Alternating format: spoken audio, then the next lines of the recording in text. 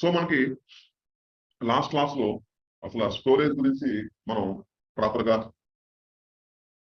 Discuss చేసినప్పుడు storage సంబంధించి మనం డేటాని స్టోర్ చేయడానికి సో ఏమి యూస్ చేస్తాం జనరల్ గా డేటాని స్టోర్ చేయడానికి మనం జనరల్ గా హార్డ్ డిస్క్ పెన్ డ్రైవ్ అలాగే కంపెనీస్ లో అయితే like servers San technology file servers అని బ్యాకప్ సర్వర్స్ అని ఇలా కంపెనీ పాయింట్ ఆఫ్ లో వాళ్ళు డిఫరెంట్ టైప్స్ ఆఫ్ స్టోరేజెస్ వాళ్ళు యూస్ చేస్తున్నప్పుడు కంపెనీ పాయింట్ ఆఫ్ లో అక్కడ ఇంటర్నల్ గా వాళ్ళు క్లౌడ్ ఎన్విరాన్మెంట్ కంపెనీ లేకపోతే ఆ కంపెనీలో వాళ్ళు డేటాని ప్రాపర్ గా మెయింటైన్ చేయడానికి ఫైల్ సర్వర్స్ అని ఆ ఫైల్ సర్వర్స్ కి బ్యాకప్ సర్వర్స్ అని అలాగే ఈ డేటాని ప్రాపర్ గా సెంట్రలైజ్ చేయడానికి శాన్ అని స్టోరేజ్ ఏరియా నెట్వర్క్ అని ఇలాంటి ఇన్ఫ్రాస్ట్రక్చర్ ని కంపెనీస్ లో మెయింటైన్ చేస్తారు.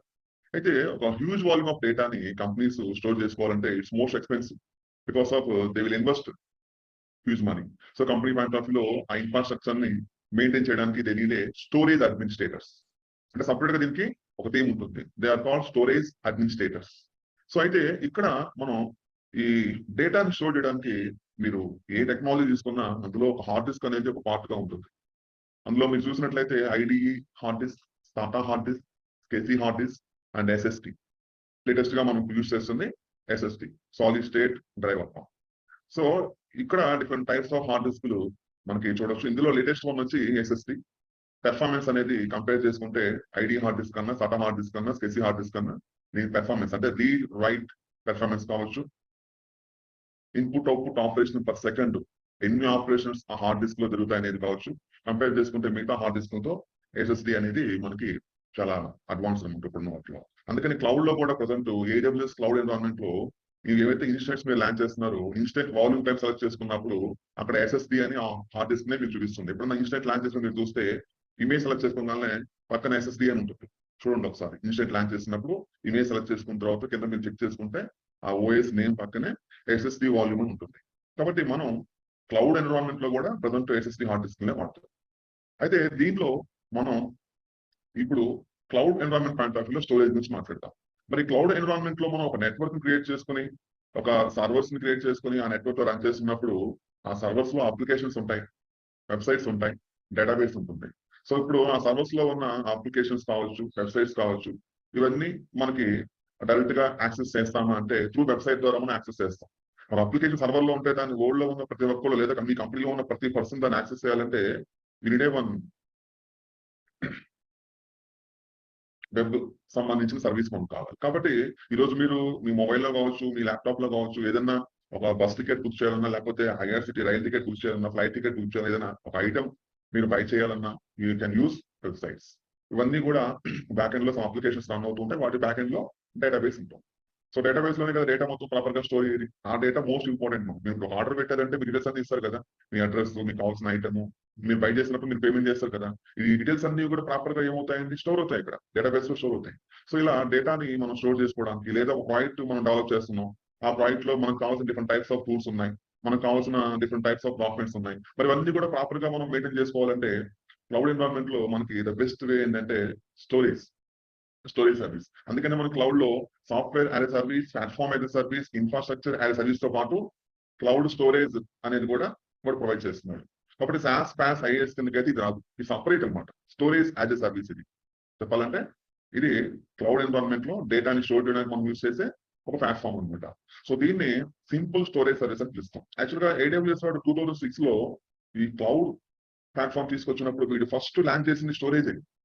ఏవైతే ప్రజెంట్ 200+ ఐటీ సర్వీసెస్ ఉన్నాయో వాడు ప్రొవైడ్ చేస్తుంది. ఇందులో ఫస్ట్ వాడు ప్రొవైడ్ చేసిన సర్వీస్ ఏంటంటే స్టోరేజ్.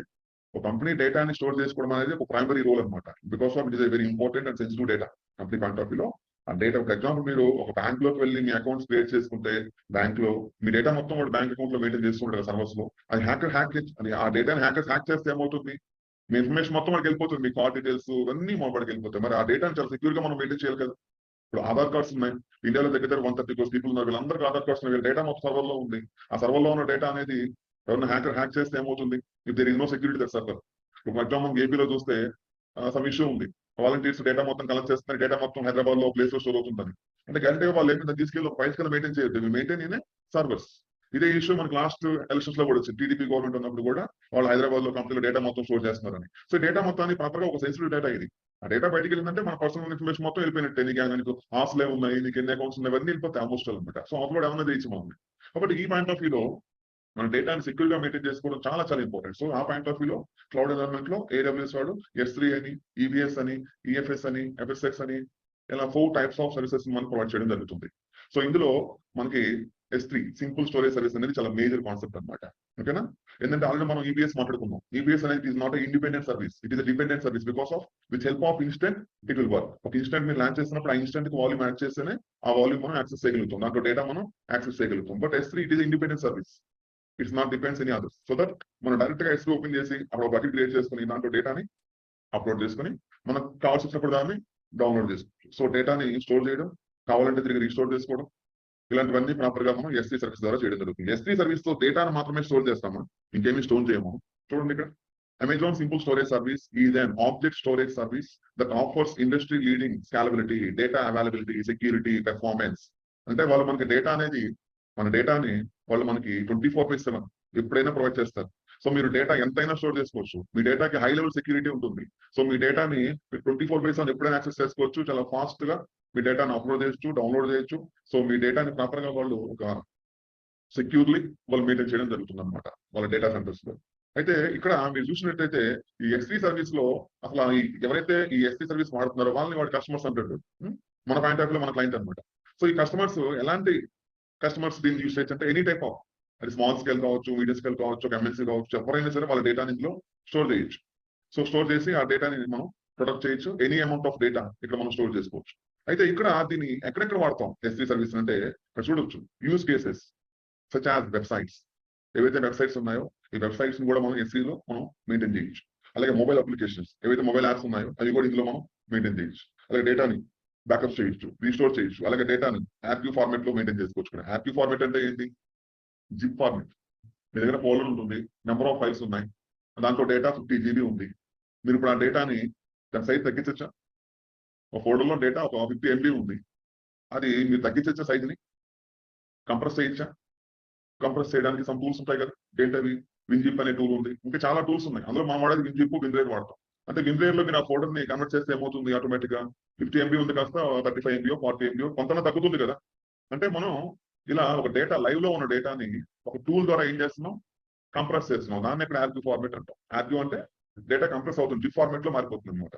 సో ఇప్పుడు డేటా జిప్ ఫార్మాట్ లో ఇప్పుడు 1 GB ఒక 5 GB డేటా ఉంది, మీరు దాన్ని RQ ఫార్మాట్ లో పెట్టారు అనుకోండి, ఇప్పుడు ఎంత ఉంటుంది? అది ఒక 4 GB 3 GB ఉంది అనుకున్నారు. మీరు ఇప్పుడు స్టోర్ చేస్తే క్లౌడ్ లో మీరు ఎంత అమౌంట్ పే చేస్తారు? 5 GB పే చేస్తారు, 3 GB పే చేస్తారా? సో ఇలాంటి బెనిఫిట్స్ అనేవి వాడు కూడా ప్రొవైడ్ చేస్తారు అనమాట. మీరేమి కంప్రెస్ అయ్యద్దు, మీరు డేటా పెట్టుకుని ఆప్షన్ మార్చుకుంటే అదే కంప్రెస్ అయింది. అప్పుడు మీరు డేటాకి 3 GB అమౌంట్ పే చేస్తారు అనమాట, 5 GB పే చేయాల్సిన అవసరం లేదు. అది కాబట్టి ఏవైతే ఎంటర్ప్రైజ్ అప్లికేషన్స్ ఉన్నాయో, IoT డివైజెస్ అని ఉంటాయి కొన్ని, ఆ డివైజెస్ లో బిగ్ డేటా అనాలిసిస్ చేయడంలో, డేటా అనాలిసిస్ చేయడంలో, ఇలాంటి డిఫరెంట్ కాన్సెప్ట్స్ లో మనం ఈ S3 వాడతాం. అంటే S3 అంటే మీ పాయింట్ ఆఫ్ వ్యూలో ఓన్లీ డేటాని స్టోర్ చేసుకునే ప్లేస్ అనుకోవచ్చు. సో ఇలా డిఫరెంట్ టైప్స్ ఆఫ్ వెబ్సైట్స్ కావచ్చు, మొబైల్ అప్లికేషన్స్ కావచ్చు, అలాగే RQ ఫార్మాట్ కావచ్చు, లేకపోతే కంపెనీ అప్లికేషన్స్ కావచ్చు, IoT డివైస్ సంథింగ్ టూల్స్ కావచ్చు, వాటి బిగ్ డేటా సంబంధించింది కావచ్చు, ఇలాంటివన్నీ ఇక్కడ స్టోర్ చేయొచ్చు అనమాట. ఇప్పుడు బిగ్ డేటా వాడేవాళ్ళు దీన్ని వాళ్ళ పాయింట్ ఆఫ్ లో వాడతారు. ఓకేనా? వెబ్సైట్స్ వాడేవాళ్ళు వాళ్ళ పాయింట్ ఆఫ్ లో S3 వాడతారు. ఇప్పుడు డేటాను స్టోర్ చేసే వాళ్ళు వాళ్ళ పాయింట్ ఆఫ్ డేటాని స్టోర్ చేసుకోవడం, బ్యాకప్ తీసుకోవడం, అవసరమైతే రీస్టోర్ చేసుకోవడం చేస్తారు. సో ఇదంతా కూడా S3 ద్వారా మనం చేయడం. కాబట్టి S3 అంటే అర్థమైందంటే అందరికీ, ఆన్లైన్ లో ఉన్న వాళ్ళకి అర్థమైంది ఎవరికైనా? ఓకేనండి. కాబట్టి S3 అనే సర్వీస్ తో మనం డేటాని ఏం చేయొచ్చండి? క్లౌడ్ లో మెయింటైన్ చేయొచ్చు. అంటే ఆన్ ప్రిన్సెస్ లో ఉన్న డేటాని మనం క్లౌడ్ లోకి ఏం చేయొచ్చండి? పుష్ చేయొచ్చు, అంటే క్లౌడ్ లో మెయింటైన్ చేసుకోవచ్చు. సో ఈ విధంగా డేటాని మనం స్టోర్ చేయడానికి S3 సర్వీస్ వాడతాం. సో S3 గురించి మనం మాట్లాడినప్పుడు కొన్ని కామెంట్స్ ఉన్నాయి ఇందులో, ఒకసారి చూడండి. S3 అనేది మనకి ఇక్కడ ఒక స్టోరేజ్ సర్వీస్ అయితే ఇది ఇండిపెండెంట్ సర్వీస్.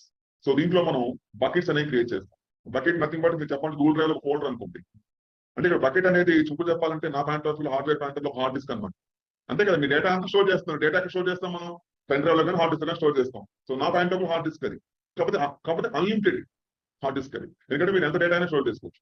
కాకపోతే ఇక్కడ ఏం చేస్తారంటే ఒక బకెట్ మీరు క్రియేట్ చేయగానే మాక్సిమం 5 GB తో మీకు బకెట్ క్రియేట్ చేస్తారు.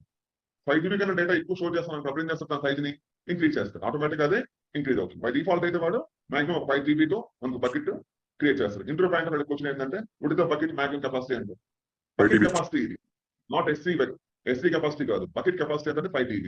సో 5 TB ఫుల్ అయితే ఏం చేస్తాను ఆటోమేటిక్ గా లెవెల్ ఇంక్రీజ్ అనమాట. ఇంకో బకెట్ కాదు, ఆ బకెట్ నే దాని కెపాసిటీని ఇంక్రీజ్ చేస్తాడు. సో అది హార్డ్ డిస్క్ ఉంది, 50 GB ఉంది, నాకు ఎంత పడుతుంది 50 GBని, అందుకని ఎక్కువ మనం దాంట్లో మెయింటైన్ చేయలేము, ఇంకో హార్డ్ డిస్క్ తీసుకోవాలి. సో మీకు ఫ్రీ అకౌంట్ లో ఎంత డేటా మీకు ఫ్రీ ఇస్తారండి? 5 GB మాత్రమే మీకు ఫ్రీ ఇస్తాడు. అది బిజినెస్ అకౌంట్ లో అయితే 5 TB ఇస్తాడు. ఎంతండి? 5 TB. అయితే ఒక S3 సర్వీస్ ని మనం యూజ్ చేసుకుని ఎన్ని బకెట్స్ క్రియేట్ చేయొచ్చు, ఇది కూడా ఇంటర్ పాయింట్ ఆఫ్ క్వశ్చన్. ఒక S3 సర్వీస్ లో మనం how many buckets will create by default అంటే 100 బకెట్స్ మనం క్రియేట్ చేయొచ్చు. ఎన్ని బకెట్స్? 100 బకెట్స్. 100 కన్నా ఎక్కువ కావాలంటే ఏం చేయాలి? మనం రిక్వెస్ట్ రేజ్ చేయాలన్నమాట. AWS వాడికి రిక్వెస్ట్ చేయాలి. రిక్వెస్ట్ చేస్తే వాడు ఇంక్రీజ్ చేస్తాడు. బట్ బై డిఫాల్ట్ S3 లో AWS పాయింట్ ఆఫ్ లో S3 సర్వీస్ లో how many buckets will create by default అంటే బై డిఫాల్ట్ అని చెప్పాల్సిన అవసరం లేదు. ఎన్ని బకెట్స్ క్రియేట్ చేయొచ్చు అంటే 100 buckets. If you want more then 100 what you will do అన్నప్పుడు we can increase with help of request. మనం రిక్వెస్ట్ చేస్తాం AWS వాడికి, మనం బిల్ పే చేసినప్పుడు వాడు గ్యారంటీ ఇంక్రీజ్ చేస్తాడు. AWS లో S3 అనేది గ్లోబల్ సర్వీస్. అంటే ఇక్కడ మనకి డేటా సెంటర్స్ అనేవి మనం మెన్షన్ చేయమన్నమాట. రీజన్ మాత్రమే మనం సెలెక్ట్, అంటే మీకు బకెట్ కావాలి, మీకు ఏ రీజన్ లో కావాలో ఆ రీజన్ సెలెక్ట్ చేసుకొని బకెట్ క్రియేట్ చేసుకోండి అంతే. మాకు ఆ రీజన్ లో ఈ డేటా సెంటర్ లో కావాలనేది కాన్స్టెంట్ అనమాట. సో మనం ఇన్స్టెంట్ అనుకోండి, నాకు ఈ ఇన్స్టెంట్ ఈ డేటా సెంటర్ లో లాంచ్ చేయాలి, ఈ రీజన్ లో అంటే ఆ రీజన్ లో ఆ డేటా సెంటర్ లో ఇన్స్టెంట్ లాంచ్ అవుతుంది. బట్ S3 అనే సర్వీస్ లో మీరు ఒక బకెట్ క్రియేట్ చేసినప్పుడు just to mention reason name only, అది విషయం క్లియర్. కాబట్టి ఇక్కడ నో సైజ్ లిమిట్.